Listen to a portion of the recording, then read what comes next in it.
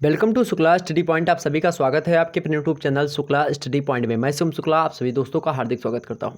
दोस्तों, आज की वीडियो के अंतर्गत हम आपको बताने का प्रयास करेंगे बीए पार्ट 3 एग्जामिनेशन हुआ 2021 का सोशियोलॉजी का थर्ड पेपर। ठीक, सोशियोलॉजी थर्ड पेपर।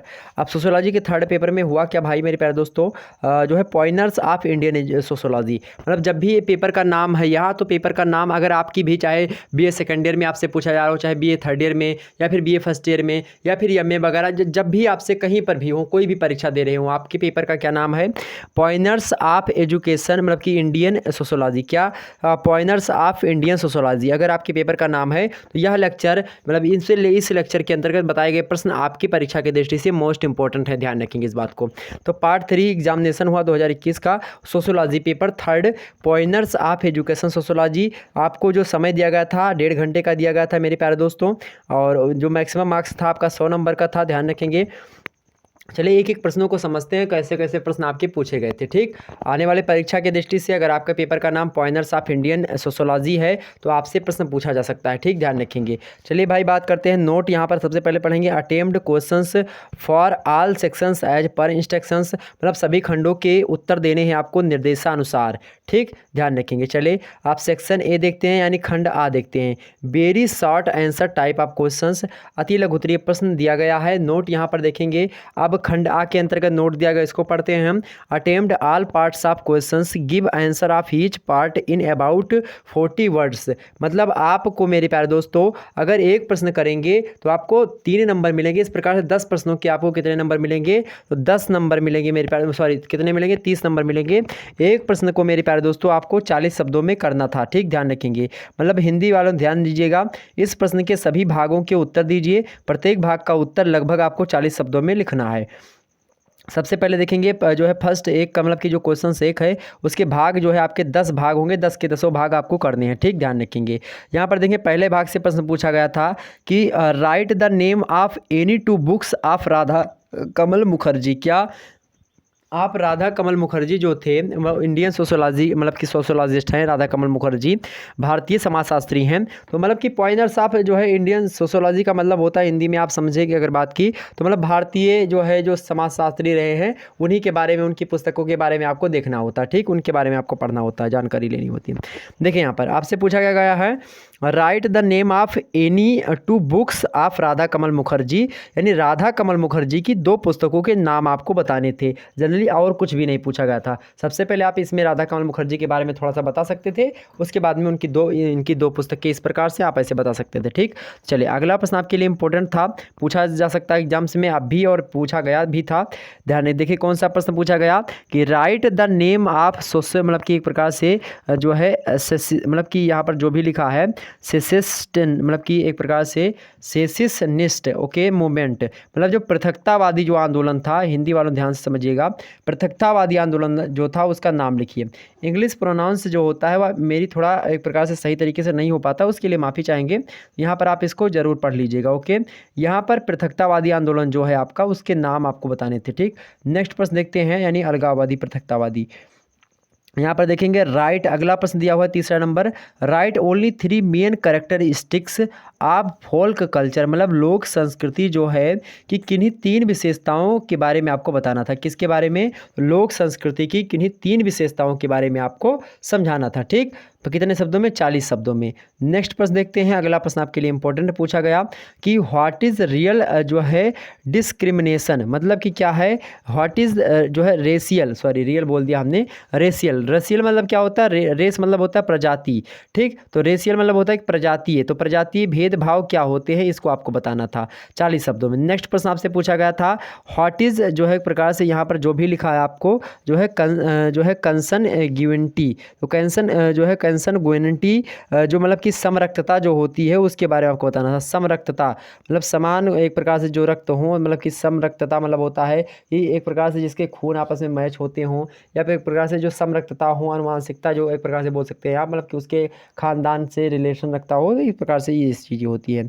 तो समरक्तता क्या होती है, जैसे प्रजातीय भेद जो होता है उसी का जस्ट अपोजिट होता है समरक्तता। ठीक, आगे देखते हैं, अगला प्रश्न है व्हाट इज़ जो है व्हाट इज़ मैट्रियल मतलब कि मैटरनल जो है लीनेज, मतलब कि मातृपक्षीय, मैटरन मतलब कि मैटरनल जो होता है वह मातृपक्षीय, उसका मतलब होता है वंश समूह क्या होता है, मातृपक्षीय वंश समूह क्या होता है, ये आपसे पूछ रहा है। जैसे आपकी माता जी कहीं अलग से आती है, आपकी शादी होती है, मतलब कि आपके पिताजी की शादी होती है, तो आपकी माता जी कहीं अलग से होती हैं, आपके पिताजी का कुछ जो आनुवंशिक जो है पक्ष रहा है वह अलग रहा है, और आपके माता जी का एक प्रकार से पिताजी कोई और है, आपके पिताजी के पिताजी कुछ और हैं। तो एक प्रकार से जो इनमें यही पूछा रहा है कि जो मातृपक्षीय वंश समूह होता है वह क्या होता है, आपको उसके बारे में कितने शब्दों में बताना था मेरे भाई, कितने शब्दों में, तो 40 शब्दों में। आगे देखते हैं अगला प्रश्न। राइट ओनली 2 कैरेक्टरिस्टिक्स ऑफ जो है जो है इस मतलब कि संस्कृतिकरण जो होता है, संस्कृति जेसन, तो संस्कृति जेसन की आपको 2 विशेषताएं बतानी है, संस्कृतिकरण की किन्हीं 2 विशेषताओं को आपको बताना है। नेक्स्ट प्रश्न देखते हैं हम। व्हाट इज जो है सेकुलर मतलब कि क्या लिखा है यहाँ पर, जो है सेकुलराइजेशन, सेकुलर मतलब कि सेकुलराइजेशन मतलब होता है लौकिकीकरण, लौकिकीकरण से क्या तात्पर्य है। ठीक है, नेक्स्ट प्रश्न वही आपसे पूछा गया। Right the name of any 2 जो है पीजेंट, क्या एनी 2 पीजेंट मूवमेंट, मतलब किन्हीं 2 कृषक आंदोलन का नाम बताइए, किन्हीं 2 कृषक आंदोलन का नाम हिंदी में। अंग्रेजी में फिर देखिए यहाँ पर अगला प्रश्न 10वां नंबर। व्हाट इज़ द ट्रेडिशन, मतलब परंपरा जो होती है वह क्या होती है, तो परंपरा के बारे में आपको बताना था। ये सब किसके परिप्रेक्ष्य में, भारतीय परिप्रेक्ष्य में ही सारे के सारे प्रश्न पूछे जा रहे हैं। ठीक, तो यहाँ पर 10 प्रश्न आपके जो थे ये 10 के 10 अनिवार्य थे करने।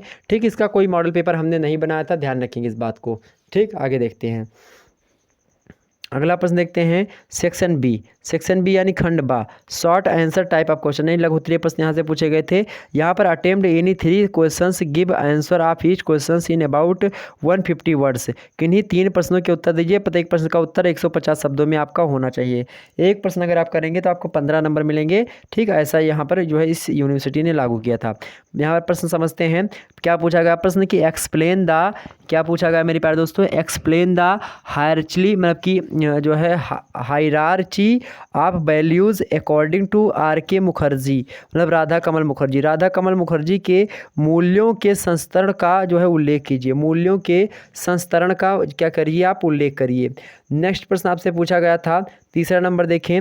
एक्सप्लेन द सोशोलॉजिकल मतलब कि सोशोलॉजिकल कॉन्सेप्ट आप जो है पीजेंट, क्या peasant society according to Beteille, मतलब बेताई जो बेतई मतलब कि बैतली लिखा है यहाँ पर, डबल एल है शायद, तो बैतली, तो यहाँ पर हिंदी में देखें उसी को क्या लिखा है, बेतई। तो बेतई के अनुसार कृषक समाज की समाजशास्त्रीय अवधारणा की व्याख्या कीजिए, बेतई के अनुसार कृषक समाज की समाजशास्त्रीय अवधारणा की व्याख्या कीजिए।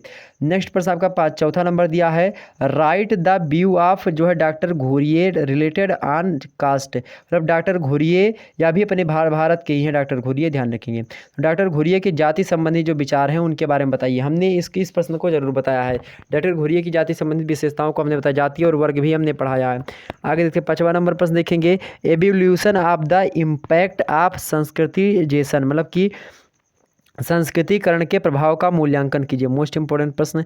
नेक्स्ट प्रश्न आपके लिए इंपॉर्टेंट आ चुका है अगला प्रश्न भाई, क्या है कि राइट द व्यू ऑफ जो है Irawati Karve related to exchange of gifts, मतलब उपहारों के आदान प्रदान संबंधी इरावती करबों के विचारों को लिखिए। तो उपहारों के आदान प्रदान यानी कि उपहारों के जो आदान प्रदान है उनसे संबंधित जो इरावती कारबे हैं, सोशोलॉजिस्ट हैं या समाजशास्त्री हैं, इनके क्या विचार हैं इसके बारे में बताना, या भी एक प्रकार से भारतीय समाजशास्त्री रहे हैं। ठीक, आगे देखते हैं अगला 7वां नंबर प्रश्न है सेक्शन बी से यानी लघु उत्तरीय प्रश्न। Explain the views of SC Dubey, यानी कि जो है यस्सी दुबे जो एक प्रकार से या भी भारतीय समाजशास्त्री हैं, यस्सी दुबे रिलेटेड टू जो है मतलब कि एक्सटेंसिवनेस ऑफ ट्रेडिशन, मतलब परंपरा की व्यापकता संबंधी यस्सी दुबे के विचारों का उल्लेख कीजिए। तो परंपरा से संबंधित जो यस्सी दुबे के विचार हैं उसके बारे में आपसे पूछा गया था एग्जाम से, मोस्ट इंपोर्टेंट प्रश्न। आगे देखते हैं section C, long answer type questions. यहाँ से आपको एक प्रश्न करने थे, गिव आंसर अबाउट आपको 400 शब्दों में, मतलब कि 400 शब्दों में आपको प्रश्न करने थे। किसी एक प्रश्न का उत्तर दीजिए, प्रत्येक प्रश्न का उत्तर आपका कितने 4 शब्दों में होना चाहिए। अब आपको एक ही प्रश्न करने, 25 नंबर का प्रश्न है, ध्यान रखेंगे। यहाँ पर देखेंगे सेक्शन सी यानी खंड सा। 8वां नंबर प्रश्न देखेंगे इसका, discuss the functions of social values, मतलब सामाजिक मूल्यों के प्रकारों की विवेचना कीजिए, प्रकार्यों की विवेचना कीजिए, सामाजिक मूल्यों के प्रकार्यों की विवेचना कीजिए। मोस्ट इंपॉर्टेंट प्रश्न है, या लगातार बनता है, ध्यान रखेंगे इस प्रश्न को। अगला 9वां नंबर प्रश्न, एक्सप्लेन द जो है घुरियेज, मतलब कि जो जीएस घुरिये हैं, explain the G S Ghurye's theory of the origin of caste system, मतलब कि कास्ट सिस्टम के उद्गम को लेकर के घुरिये की जात की उत्पत्ति के सिद्धांत की विवेचना कीजिए, यानी जाति की उत्पत्ति कैसे हुई इससे संबंधित जो घुरिये ने विचार दिए थे, जो सिद्धांत दिया था, उसके बारे में हमको बताना है।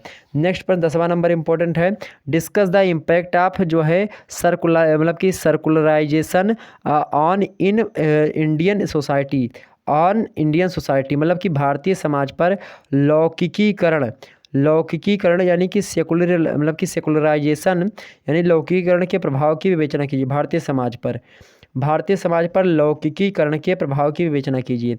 11वां नंबर प्रश्न देखिए आप सभी लोग, 11वां नंबर प्रश्न क्या दिया हुआ है आपके सामने कि डिस्कस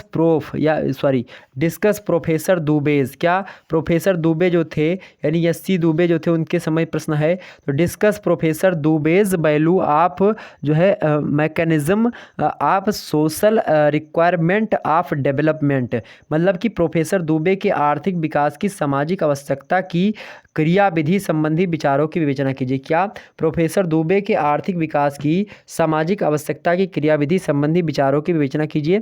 ये सारे के सारे प्रश्न आपके परीक्षा की दृष्टि से इंपॉर्टेंट थे, और हैप्पी फ्रेंडशिप डे आप सभी को मेरे प्यारे दोस्तों, ध्यान रखेंगे। तो ये इतने प्रश्न आपके लिए इंपॉर्टेंट थे सोशियोलॉजी के, जो कि BA थर्ड ईयर के थे। और पेपर का आपके नाम क्या था, पॉइनर्स ऑफ क्या था आपके पेपर का नाम, पॉइनर्स ऑफ इंडियन सोशियोलॉजी। ओके, ध्यान रखेंगे। फिर मिलते हैं नेक्स्ट वीडियो में मेरे भाई, तब तक के लिए जय हिंद जय भारत।